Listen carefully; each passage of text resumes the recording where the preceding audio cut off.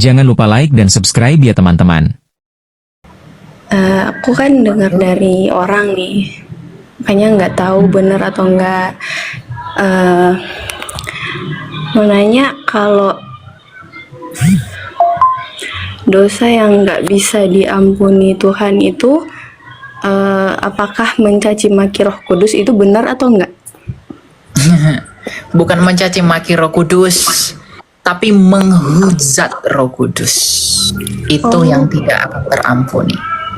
Nah, apa yang menjadi apa yang dimaksud dengan menghujat Roh Kudus? Nah, kita akan belajar ya.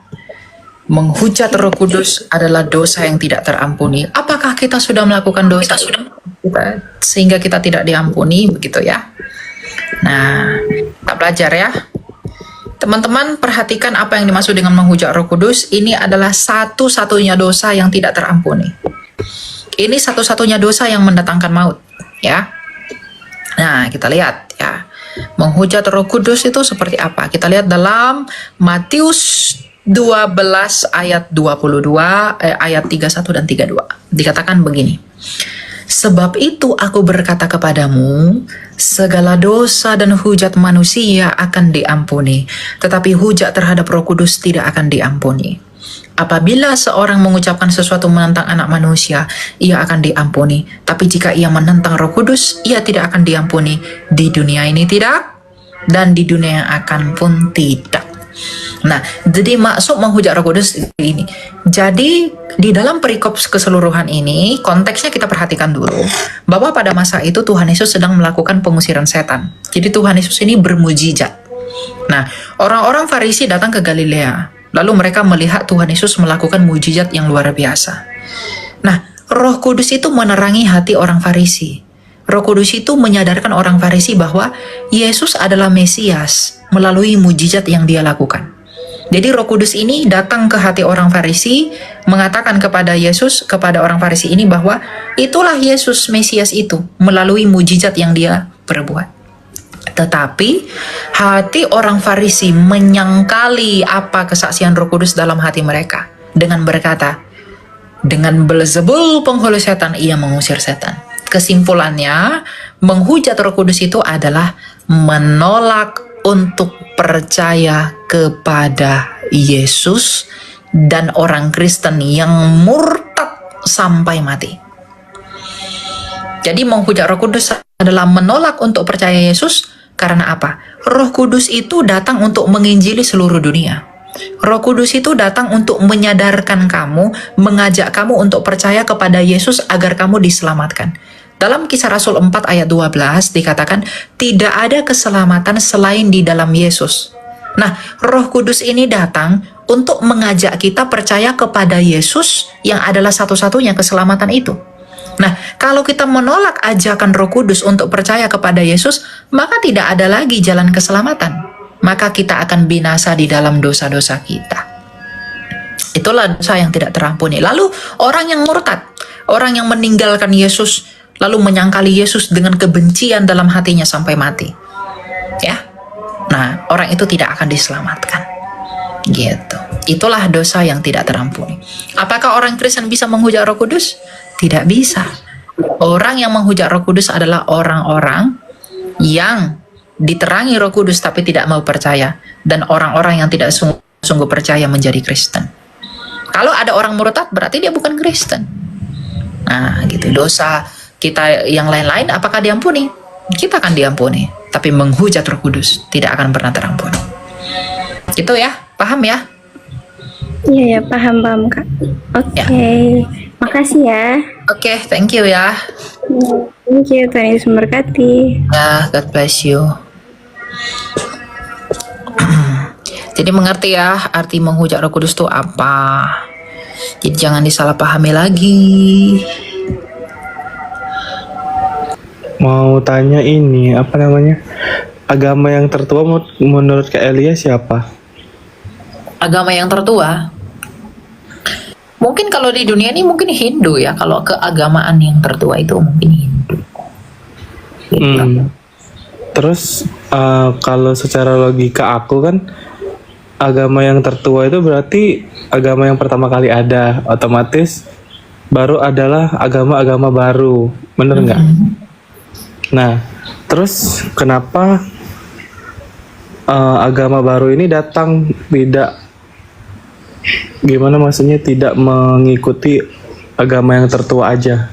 Agama yang Enggak, tertua maksudnya. gini, agama yang tertua. Kamu mendefinisikan agama itu apa? Lalu yang kamu maksud yang tertua itu nominanya kah atau realitanya? Ini harus kamu pahami. Agama tertua, secara nomina mungkin Hindu yang tertua, tapi secara realitanya yang tertua itu apa? Pasti yang ada di zaman Adam.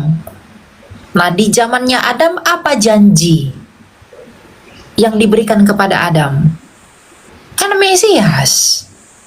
Berarti Adam percaya kepada Mesias yang akan datang nggak? Oke, kalau berbicara mengenai Adam, naskah yang paling akurat yang berbicara mengenai Adam itu apa? Taurat. Di dalam Taurat, ya, yang dijanjikan Allah kepada Adam ketika penciptaan dan kejatuhan setelah penciptaan itu apa? Kan Mesias. Mesias itu bahasa Yunaninya apa? Kristos. Berarti Tuhan menjanjikan Kristos kepada Adam. Artinya Adam percaya kepada Kristos yang akan datang. Memang kata Kristen di waktu itu belum ada nominanya, tapi realitanya udah ada nggak mempercayai Kristus yang akan datang? Padahal Kristen untuk pertama kalinya disebut di Antioquia oleh rasul-rasul. Tapi kenapa Adam secara realitanya itu sudah percaya akan Mesias yang akan datang, yang adalah keturunan perempuan yang akan meremukkan kepala ular, dan ular itu akan meremukkan tumitnya? Ada nggak di Hindu begitu? Nggak ada. Nah, berarti secara nomina mungkin Hindu yang tertua, tapi secara realita yang tertua siapa? Hah? Kristen ya. Ya Kristen. Karena Adam itu percaya kepada Mesias yang akan datang. Tuhan nggak kasih agama kepada Adam. Nggak ada Tuhan bilang, Adam, inilah agama yang kuridoi. Nggak ada. Yang Tuhan janjikan kepada Adam itu, aku akan memberikan seorang Mesias yang akan datang, keturunan perempuan, yang hanya dari perempuan. Siapa yang hanya dari perempuan? Adam, Tuhan Yesus. Jadi kalau ada orang bertanya, saya akan secara jujur mengatakan agama tertua itu secara nomina pasti Hindu. Tapi realitanya, jadi bedakan nominanya, bedakan realitanya. Gitu. Jadi yang sejarah, pelajaran kita belajar sejarah itu gimana? Benar karena itu, ya itu benar karena itu history by nominanya. Ya mereka mempelajari histori karena nominanya ada kan. Tapi coba saya tanyakan sama kamu, di dalam perjanjian lama, sejarah-sejarah yang ada di perjanjian lama, di mana si Yesaya menubuatkan ini, si Musa mengatakan ini, itu merujuk kepada siapa? Aku nggak tahu. Cerita Kristen buta, jadi nggak tahu Mesias itu apa tuh, nggak ngerti. Cuman mau ini apa namanya, menurutku aja realitanya gitu kan, agama tertua itu kan ya mungkin secara nomina kan Hindu, terus ada lagi Kalau realitanya pasti kekristenan. Realitanya kekristenan. Karena kalau kita menarik jalurnya Adam, kita coba ya, kalau kita mengikuti kalendernya orang Ibrani, kalendernya orang Ibrani itu di zamannya Tuhan Yesus aja lahir itu 5.700-an. Sampai sekarang itu hampir 8.000. Nah, kalau kita mengikuti perhitungan mereka, yang tertua tetap janji itu dong. Kan Torah yang membuka Alkitab, yang membuka Tanakh itu kan Torah di dalam Bereshit. Ya berarti janji itu yang lebih tua.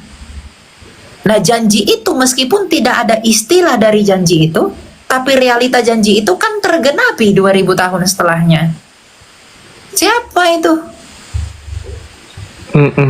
Yesus. gitu lah. Jadi ya silahkan gitu. Tapi kalau saya cara berpikirnya begitu simple. Kalender yang paling lama tuh kalender siapa? Ibrani kan? Makanya filsafat tertua itu filsafat siapa? Bukan Yunani, Yahudi. Filsafat tertua itu filsafatnya Yahudi, bukan Yunani loh. Bapak filsafatnya Yunani, Thales, itu baru ada di abad ke-6 sebelum Masehi. Salomo itu sudah berfilsafat. Bahkan Musa itu seorang filsuf. Ya. Kalian mau tanya lagi satu boleh? Ya silakan. Apa itu? Menurut Kak Elia, kita kan beragam ya, beragam kan. Terus kalau di Kristen kan berarti hanya orang yang percaya Kristus yang masuk surga, benar nggak? Kerajaan Allah. Nah, yang tidak percaya atau agama lain akan secara otomatis tidak akan masuk ke kerajaan Allah, benar nggak? Betul. Nah,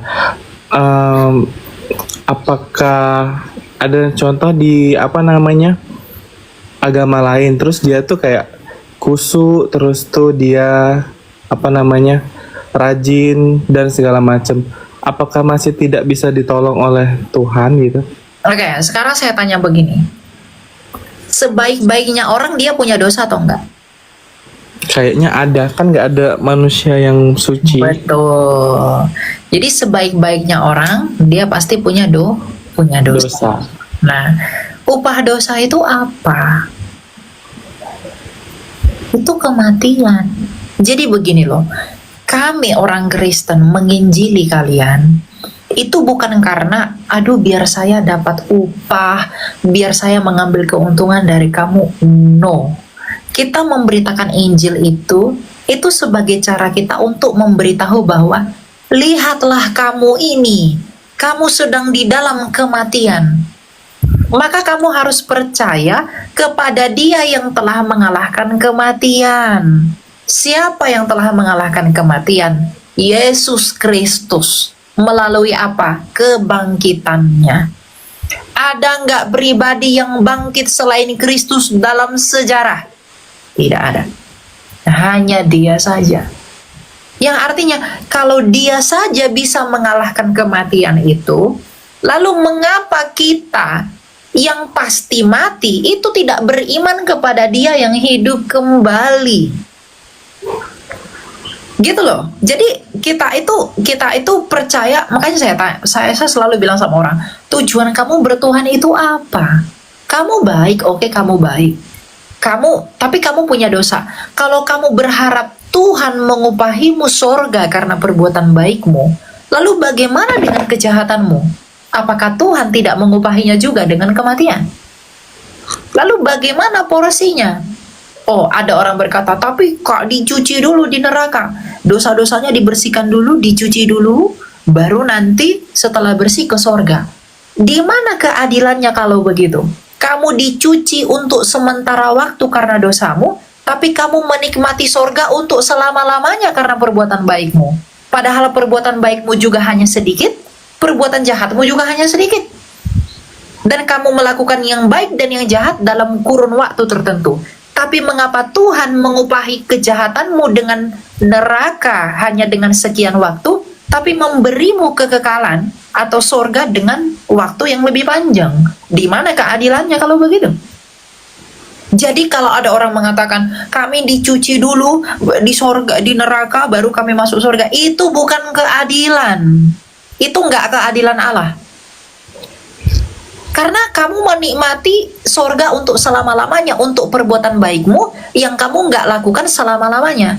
Tapi kamu diupahi neraka untuk perbuatan jahatmu yang kamu juga nggak lakukan untuk selama-lamanya. Di mana keadilannya kalau begitu? Nah itu makanya bukan solusi. Yang begitu tuh nggak solusi. Tetapi solusinya adalah percayalah kepada Dia yang telah mengalahkan kematian itu.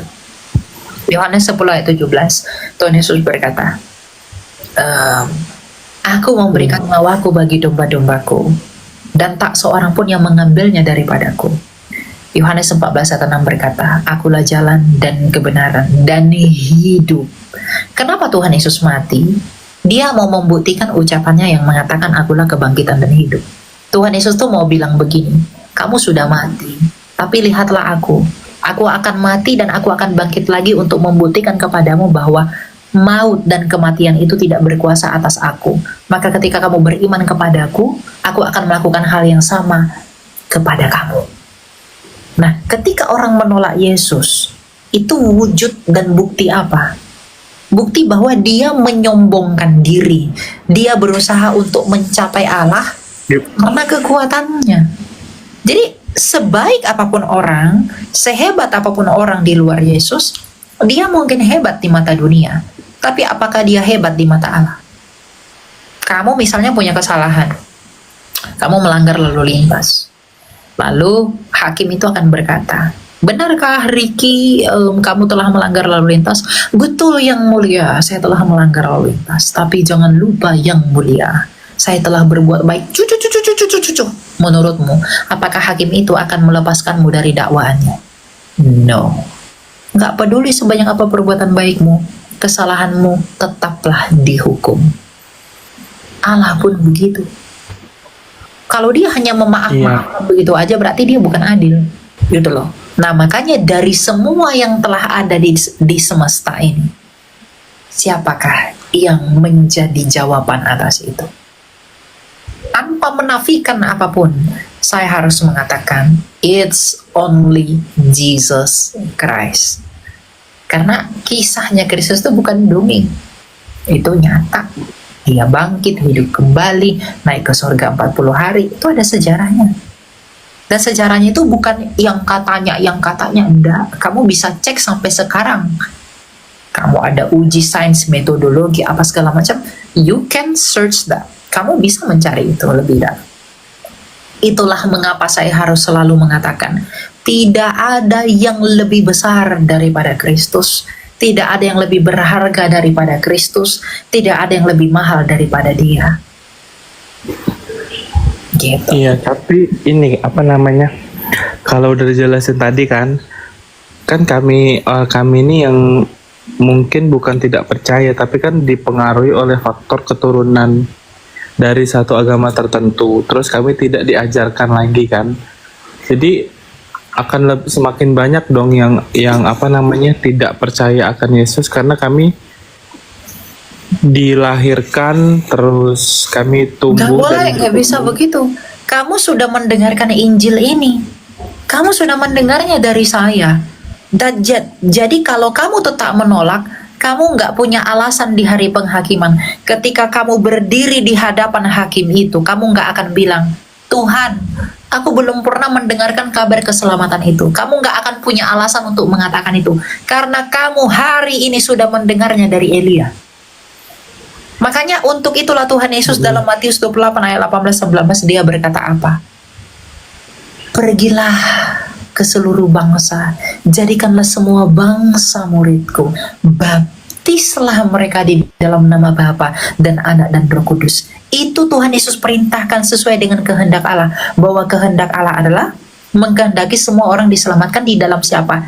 Di dalam Yesus. Kisah Rasul 4 ayat 12. Tidak ada keselamatan selain di dalam nama Yesus di bawah kolong langit ini. Jadi makanya kita tuh menginjili, ada yang menginjil sampai ke desa-desa apa segala macam. Kamu pikir kita dapat apa?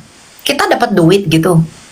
Emang kamu pikir rasul-rasul itu dapat duit? Mereka jadi kaya gitu dengan menginjili orang? No, tapi karena ada roh Allah di dalam kita, maka roh itu menuntun kita untuk membawa orang kepada apa yang dikehendaki roh. Apa yang dikehendaki roh? Tuhan Yesus berkata, jikalau roh itu datang, ia akan bersaksi tentang aku. Ia tidak akan memuliakan dirinya sendiri. Jadi Roh Kudus yang ada di dalam kami orang percaya, itu memampukan kami memberitakan Injil kepada kamu yang belum percaya. Karena roh yang di dalam kami itu mengkehendaki agar kamu diselamatkan sama seperti kami juga beroleh keselamatan itu. Gitu loh.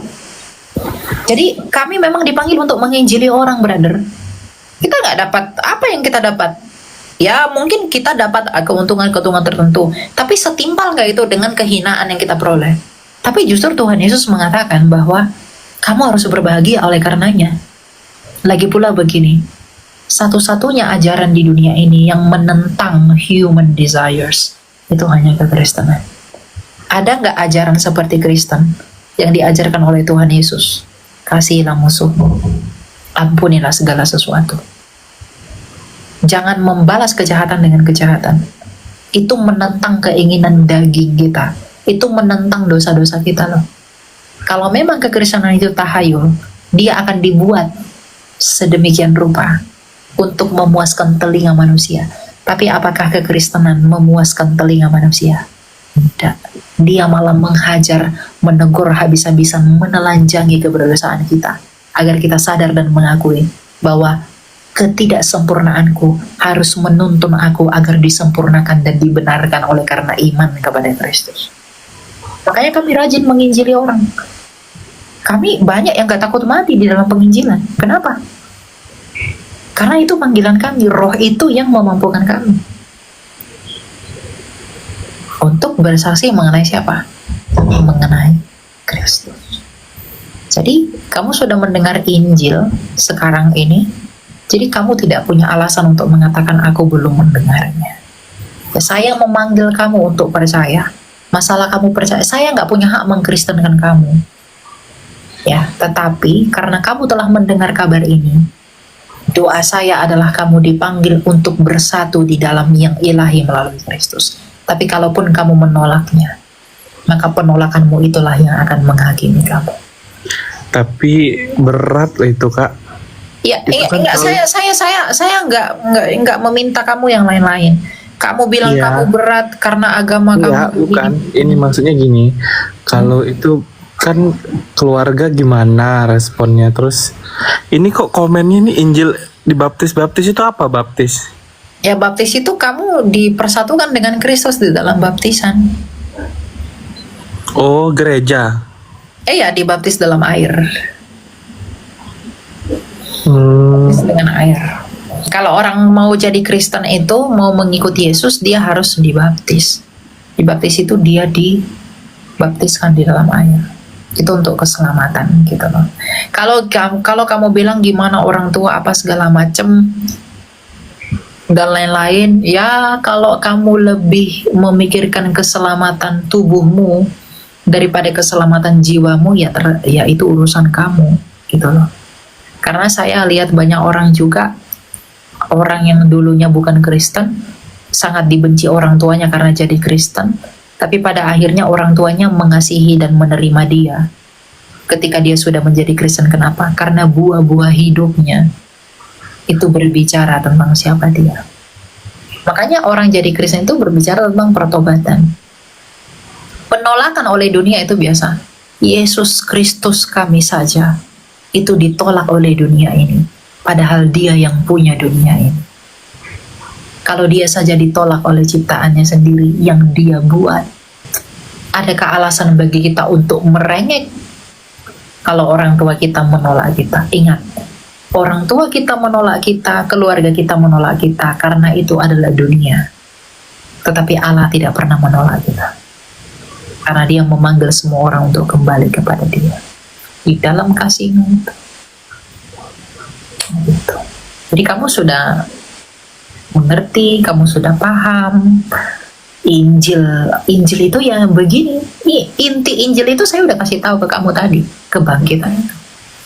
Tapi iblis akan mengatakan, iblis itu akan berusaha membuat kamu untuk tidak percaya. Percayalah. Sekarang saya tanya sama kamu, yang diserang satanis itu agama apa sih? Hanya Kristen. Hanya Yesus yang diolok-olok penyembah setan. Ada nggak satanis sembah imanmu? Menyalahkan imanmu? Enggak. Kenapa salib yang dibalik-balikkan? Kenapa simbol agama lain yang nggak dibalik-balikkan? Kenapa hanya Yesus yang diolok-olok? Kenapa hanya kekristenan yang dihina dan dianiaya oleh penyembah-penyembah setan itu? Karena dia tahu lawannya siapa. Yang lain itu dia tidak anggap lawannya. Yang dia anggap lawannya hanyalah Kristus. Dia begitu benci sama Yesus karena mereka tidak bisa mengalahkan Yesus. Tapi Yesus yang mengalahkan mereka dengan bangkit kembali. Makanya dia menganiaya orang Kristen.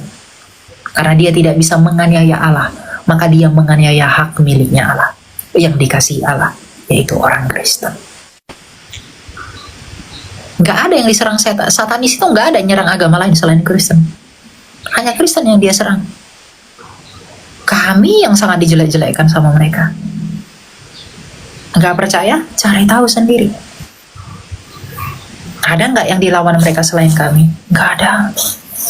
Gak pernah tuh mereka lawan yang sebelah. Gak pernah tuh mereka lawan yang lain. Cuma kami yang dilawan. Karena mereka tahu lawannya itu siapa. Yang di belakang, setan yang di belakang mereka itu tahu lawannya itu siapa. Roh yang di dalam kami. Kalau di luar negeri itu kan rata-rata Kristen kan, yang di luar negeri itu. Ya. Terus kalau dilihat dari kehidupan sehari-hari itu kayak ini loh kak, kayak tidak sehat, kayak minum-minum, yang ceweknya nggak pakai bajunya kayak gitu. Oh iya, betul. Dalam Berarti mereka tidak melakukan perintah Kristus. Nah, dalam Kristen itu diperbolehkan ya? Itu dilarang. Berpakaian. Enggak. Itu dilarang. Enggak boleh. Itu kan kamu harus bedakan mana hal-hal yang agamis, mana hal-hal yang sifatnya budaya. Barat itu kan itu tradisi Barat. Coba lihat di tempatnya Tuhan Yesus emang ada yang begitu. Di Yerusalem memang ada yang pakai bikini-bikini begitu. Itu budaya. Berarti itu budaya mereka, bukan? Tapi mereka kan diajarin kan aturan kan? Ya diajarin, tapi mereka nggak mau dengar. Kalau diajarin berarti nggak mau dengar kalau tetap begitu. Makanya kita nggak boleh mengikuti itu. Kita harus mengikuti ajarannya Kristus. Tuhan Yesus berkata, jagalah kekudusanmu, jagalah hatimu. Kalau bahasa sekarang nih Kristen KTP, bener nggak? Betul. Oh ya. Gitu. Jadi emang ya mereka lebih menjunjung tinggi budayanya daripada hanya KTP-nya aja Kristen, tapi ya melakukan hidup seperti orang-orang ya bukan Kristen gitu lah. Karena siapapun bisa ngaku Kristen. Setan pun bisa ngaku Kristen. Tapi apakah buahnya? Kan Tuhan Yesus dalam Matius 7 berkata, dari buahnya lah kamu kenal mereka.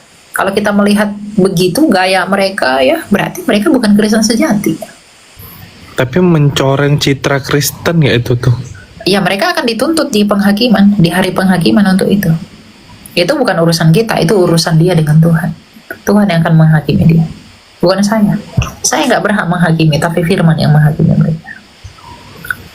Yoi, satu lagi kak. Ini agak kocak tapi penasaran. Sinterklas itu ada apa enggak? Sinterklas itu terinspirasi dari Bapak Gereja bernama Santo Nikolaus. Santo Nikolaus itu adalah Bapak Gereja yang menampar bidat Arius, yang mengajarkan paham sesat. Jadi ada seorang bidat bernama Arius, dia itu mengajarkan Yesus itu bukan Tuhan. Lalu ditampar sama Santo Nikolaus. Dan Santo Nikolaus itu sangat mencintai anak-anak. Hidupnya begitu saleh. Dia dicintai banyak orang. Dan dia sangat cinta dengan anak-anak.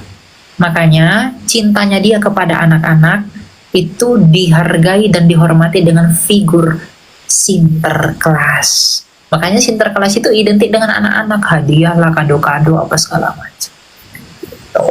Oh jadi bukan malaikat? Bukan, itu Kok manusia kayak kita. Kok di animasi kayak terbang dari langit pakai kereta? Namanya juga animasi. Oh. Di animasi juga dibuat banyak hal-hal yang nggak sesuai. Tapi kan itu animasi. Berarti aku duganya salah dari dulu. Aku kira itu Ya, malaikat bukan. terbang pakai rusa itu. Bukan. Oh iya. Oke. Ya Itu udah. ya. Kita ganti ya. Ya, thank you waktunya. Oke, God bless.